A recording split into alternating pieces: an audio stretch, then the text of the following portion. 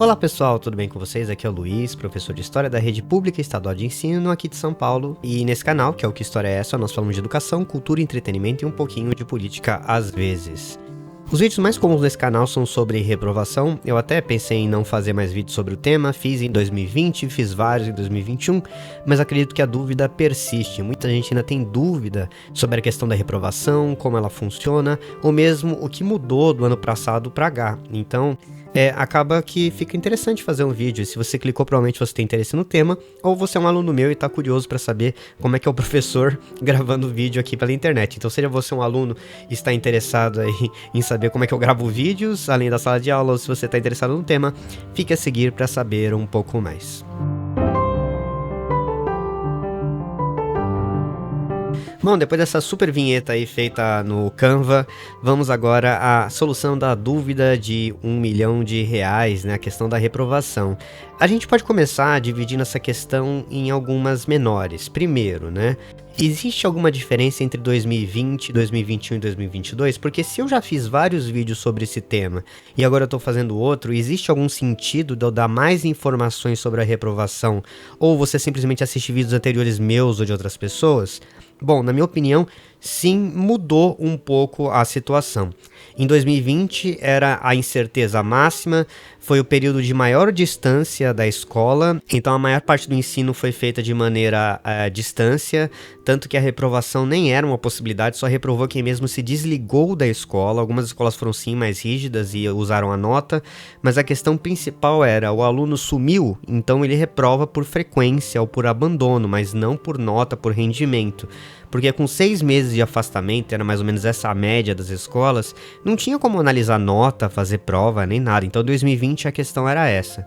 2021 foi um pouco mais complicado, porque teve bastante aula presencial, mas teve rodízio, teve lugares que teve rodízio em 4 turmas, em 2 turmas, ou seja, dividia a turma em 4 e cada semana ia uma, ou seja, você ia uma semana por mês na escola, e depois 2 semanas por mês, e por fim você ia todos os dias, e cada rede estadual, cada rede municipal, cada escola particular foi feito de um jeito, e mudou várias vezes ao longo do ano, então teve ainda mais incerteza, motivo pela qual no final do ano de novo, houve uma aprovação maciça das pessoas que não abandonaram a escola. De novo, o critério foi, no ano passado, se você não abandonou a escola, você provavelmente foi aprovado. Provavelmente. Em 2021 já teve algumas escolas que foram mais rígidas. E 2022? Será que a rigidez na reprovação vai aumentar? A minha opinião é que é provável que sim, que exista ainda algum aumento na rigidez em relação à reprovação. Até o momento nós não tivemos nenhuma mudança na questão do aula presencial, nós tivemos o cronograma normal, nenhum dia afastado, nenhuma semana afastado, talvez em algum lugar do Brasil aí você tenha alguma exceção, algum contágio que teve em alguma cidade talvez, mas via de regra nós tivemos um ano letivo normal, então a tendência é a cobrança ser também normal. Isso significa que você está em risco de reprovação iminente, que agora tudo vai ser mais rígido? Não, veja bem, o que acontece é que a importância das notas voltou, então é importante você estar ligado no seu rendimento escolar, é importante você se familiarizar a ver boletim e a saber como o seu professor fecha as notas da sua prova. É importante que você se reabilite a ver como o seu professor fecha a sua nota, como ele fecha a sua média, né, e de você olhar boletim. Eu vejo muito pelos meus alunos que eles têm pouca frequência de saber e de olhar o boletim. Eles veem que eles estão indo mal, eles veem que estão indo notas vermelhas, eles não pegam um relatório final do bimestre ou trimestre para ver as notas lá que eles tiraram, se são notas azuis ou vermelhas, ou notas ok, ou notas que necessitam atenção. Então isso é um costume que você precisa pegar a partir de agora. Nessa parte do ano nós tivemos 2 bimestres, né, nas escolas que são divididas em bimestres.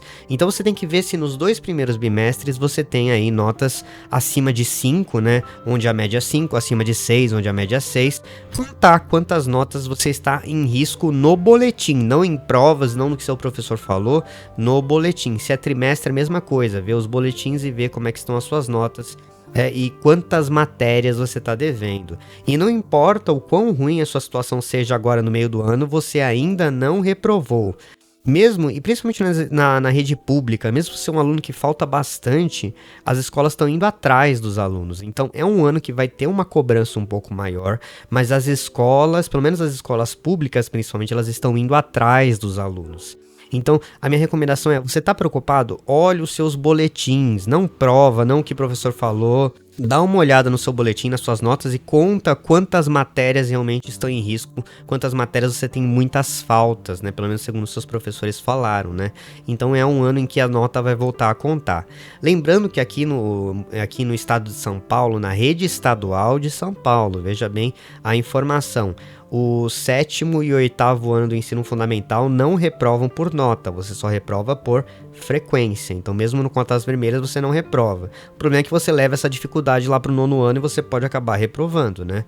Agora, sexto ano reprova por nota, nono ano reprova por nota e ensino médio todo também reprova por nota. Então, 2022 a diferença é que você tem que olhar agora as notas, os rendimentos, mais do que você olhou nos anos passados, mas mais como um sinal de alerta, não como para ficar de preocupação. Tenta olhar o boletim e veja uma progressão ali para evitar então uma reprovação indesejável. A segunda questão que eu queria colocar e deixar até o quadro livre aí para vocês deixarem mais perguntas é quem colocou essa ideia na sua cabeça? Porque muita gente vem aqui, fica falando que vai reprovar, etc. Quem falou isso para você? Houve algum momento em que algum professor ou diretor ou alguém da sua escola veio e falou: você tem risco de reprovar? Isso é muito importante, porque se em nenhum momento ninguém mencionou que você tem um risco de reprovar, por que você acha que você vai reprovar? A escola tem o dever de avisar os alunos quando eles estão na iminência dessa situação. Tá? Não é uma desculpa para os alunos se livrarem, mas é uma questão de dever pedagógico. Se o aluno está em risco de danificar a sua situação, nós como professores tem que falar, olha, o seu caminho está em direção. Se nenhum professor falou para você isso, se a escola em nenhum momento falou para você que você tem risco de reprovação, quem colocou essa ideia na sua cabeça? Você foi somando isso, essa preocupação internalizada? Você viu algum vídeo de um cara como eu falando coisas na internet e ficou preocupado? Porque isso é importante ser desconstruído. Fale com a escola é o melhor parâmetro para saber se você está em risco ou não, até melhor do que esse vídeo desse professorzinho aqui da rede pública de estado que está tentando fazer alguma coisa do seu tempo livre. Mas no mais eu fico por aqui, mando um abraço aí para Maria Clara, que sempre insistiu para eu fazer vídeos, e para os meus tutorandos também, que estão sempre lá comigo depois da aula na minha escola, beleza? Até a próxima, e se você tiver alguma sugestão deixa aqui embaixo, e tchau!